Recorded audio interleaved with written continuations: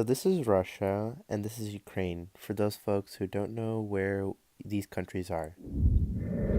Today on NNN News, we will be breaking down the recent events between Russia and Ukraine. Vladimir Putin personally led a fleet of construction trucks over the new $3.7 billion bridge spanning the Kerch Strait last May, sending a clear message to Crimea that it was now very much a part of Russia. There has been tension between Crimea and Russia ever since Moscow annexed Crimea in 2014.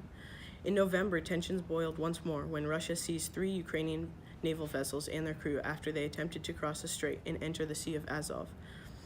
The incident last November saw tension between Moscow and Kiev skyrocket after Russia fired on Ukrainian vessels in the Kerch Strait, eventually boarding the ships and detaining 24 sailors.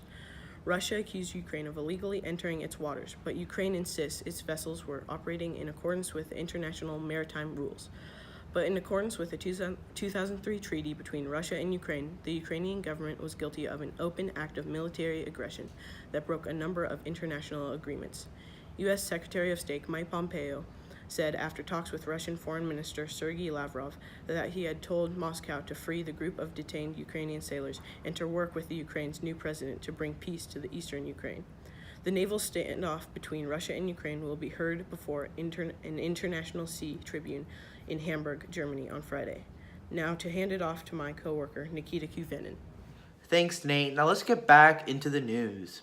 On Monday, the seizure of 24 sailors prompted Ukrainian parliament to vote to impose martial law within its borders, a move requested by the Ukrainian president Petro Poroshenko. The hearing is taking place at the International Tribunal for the Law of the Sea, or ITLAS, who will hear arguments from Ukraine, and here are the arguments. Ukraine argues that the Navy vessels have immunity under an international maritime convention. Ukraine has demanded that Moscow drop all charges against its sailors and to release them. They've also called for the return of its 3 naval vessels, and Russia has refused to attend the hearings, arguing that the ITLAS doesn't have jurisdiction over military activities. That wasn't very cash money of you. New economic sanctions against goods produced in Russia on May 15th.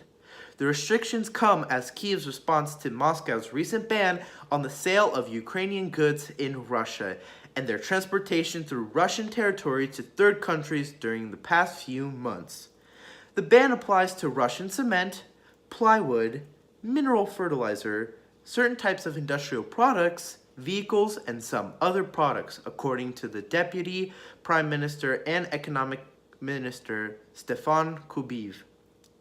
According to Ivan Kuzmenko, a committee's manager at the European Business Association, the plywood embargo will protect the country's economic interests and will help domestic plywood companies, which previously had unequal conditions compared to their Russian competitors.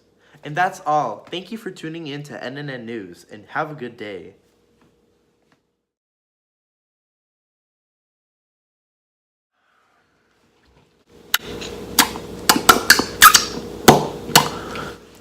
Oh shoot, I forgot. Hold up.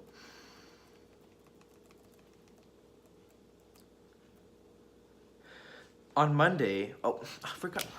Today, NNN News will be breaking down the recent events in Russia and... Okay. Me, my mom. Okay. Shoot. Today on NNN News, we will be breaking down the recent events between Russia and Ukraine. Vladimir Putin personally led a fleet of construction trucks over a new God damn it, started.